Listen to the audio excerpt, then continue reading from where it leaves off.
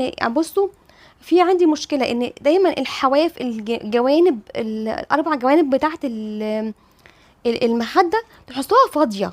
عارفين لما تشوفوا صور على برينترست او في الديكور، تلاقوا كده الخداديه واقفه كده والجوانب بتاعتها واقفه. بص هقول لكم على فكره انا شفتها. انا الانتريه بتاع الصاله الريسبشن بره ده جاهز، جايباه من شركه سمارت. فشركه سمارت الفينش بتاعها والتفنيش بتاعها بيبقى عالي جدا.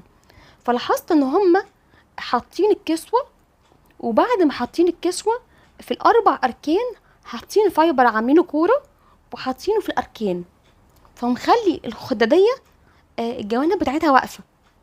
هي فكره بسيطه جدا، يعني فكره ان انت اجيب فايبر واحطه في الجوانب بيخلي دايما الخداديه معايا واقفه.